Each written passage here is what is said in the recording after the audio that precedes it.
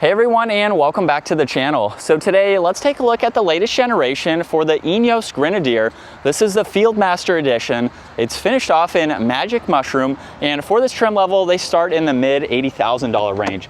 So we have a lot to go over. There's also several different trim levels for this SUV that you can go with depending on your budget and the options that you would like. Now this is actually powered by BMW's B58. This is the 3-liter inline 6-cylinder turbocharged engine. It is paired to the 8-speed automatic, and it pumps out 282 horsepower, 332 pound-feet of torque. Features a full-time 4-wheel drive system. It can do 0 to 60 in just over 7 seconds, and you're looking right around 15 miles per gallon combined between city and highway.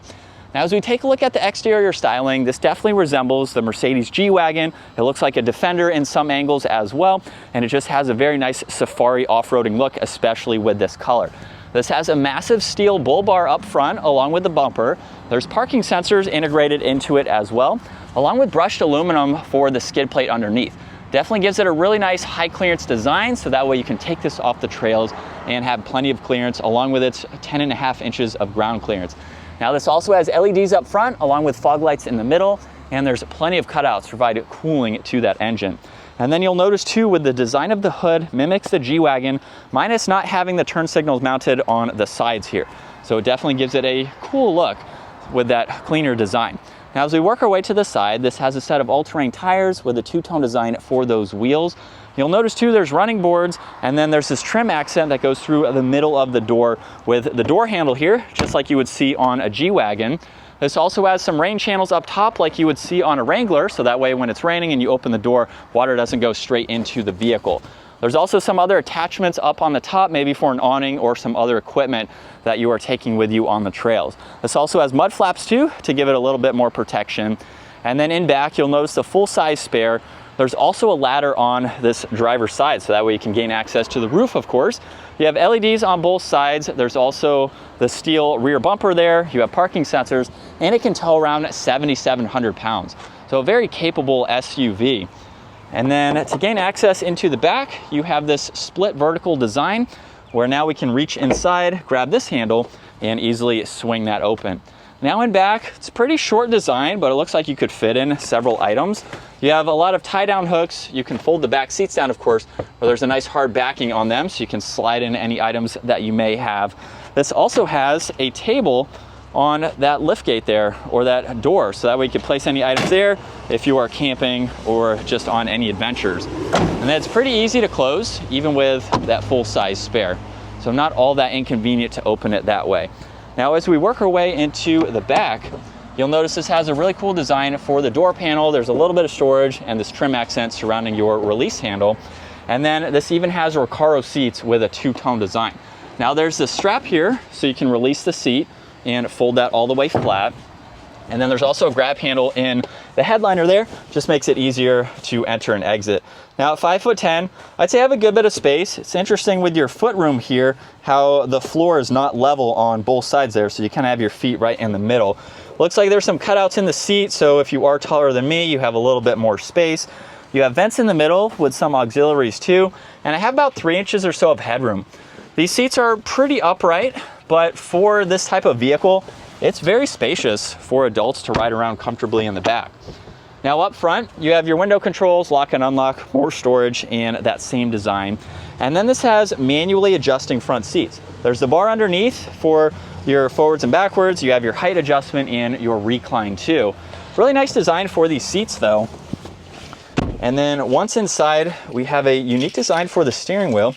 You do have cruise control settings on this left side along with Bluetooth and voice commands. And then on the right side, you have volume and tuning. And then right in the middle is the horn. It has a bicycle on it, which is interesting to see. And then there's also an OK button as well. Now this does not have push button. So you do have the turn key. So we'll insert that in the lower right with my foot on the brake. We can start this up where it looks like you have all of your light indicators on that screen right there. So you can see the e-brake is currently on at the moment. And then that is about it. No head-up display, no actual gauge cluster like in a traditional vehicle. Now you have a little bit of storage on the dash. You have one air vent on the left side.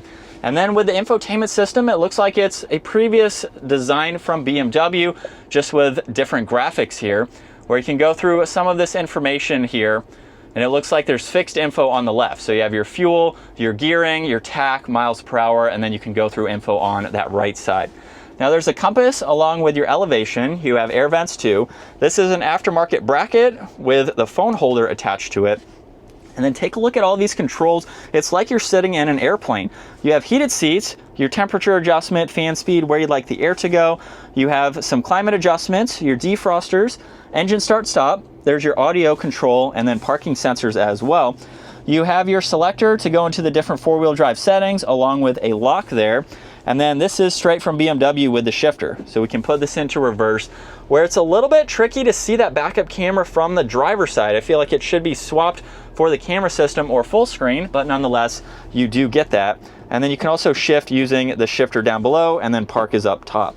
Now you do have some shortcuts for that screen, so you can go through it using the adjustments down below. So you don't have to use it as a touchscreen system, just like in BMWs and some other vehicles too, where you can go through that. Now you have your e-brake, you have cup holders along with storage and auxiliaries. You have a passenger grab handle. There's also the glove box, and then you have your rear view mirror and a lot of controls on the headliner. Starting with the dome lights, you have more lighting controls. There's also exterior lights. You have a downhill assist along with your traction control. And then there's a front and rear locker. You have an off-road setting, a waiting setting, and then I believe these are for some of the auxiliaries on board. So I'm not going to mess with these, but you can turn those on and off as needed. And then you also have these windows that you can open up for your driver and passenger. Pretty cool to see, just to provide a little bit more lighting, and you can still pop those open. And then here's a look at visibility. It's a big boxy SUV. So you have large windows. You can easily see all around. You can even see the passenger side of the hood there. So you have no shortage of visibility. And so now I'll pop it over into the manual setting, where we do have a gear indicator right here. So we're currently in fourth. We can go down to second gear here, and we'll give it another acceleration.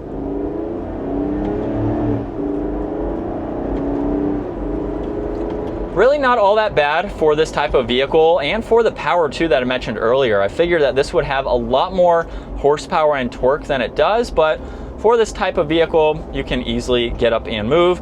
And of course, you can use the shifting there for towing or off the pavement if you need to hold a gear for whatever reason. But this is what it's like to be behind the wheel for the Ineos Grenadier. Now, one thing I'm not sure if you will be able to see from this angle, but the only downside with this is your visibility out of the rear view mirror. Everything else is really good. You can look over your left, you can look over your right, but looking here now, I have a headrest, I have half the spare tire, and I have the bar running right down the middle for that split design. So I can see that part of the back along with the ladder too. So that is a little bit intrusive to be able to see, but with how open the rest of it is, it kind of doesn't really matter since you can see around the entire vehicle. But in terms of driving this, it is pretty cool. I think this would just give you a fun factor with how unique it is, especially with the interior design.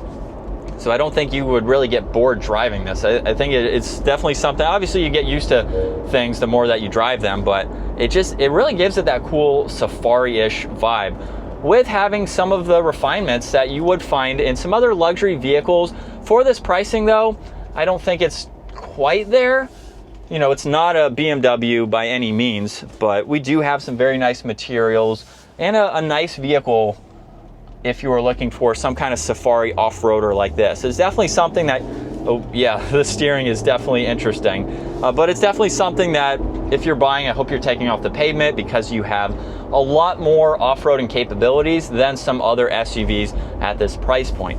We don't, however, have an adaptive suspension or anything like that with this model. So it's basically something that you could maybe lift, just have a normal suspension that's still comfortable, of course, but I think you could definitely have a better platform for situations like that. But definitely something that's practical too. You could use this as your only vehicle. It's an SUV at the end of the day, so you have something that you can use as an SUV and have those practicalities. But definitely an interesting vehicle to at least drive and check out. We don't have an Ineos dealer anywhere near us, so the fact that I could find one to check out. Was pretty cool to be able to see what this vehicle has to offer. So a huge shout out again to 704 Exotics for providing this for me today. If you enjoyed today's video with this Grenadier, give it a huge thumbs up and consider smashing that subscribe button so you can stay up to date with our daily uploads. I will see you all in the next video.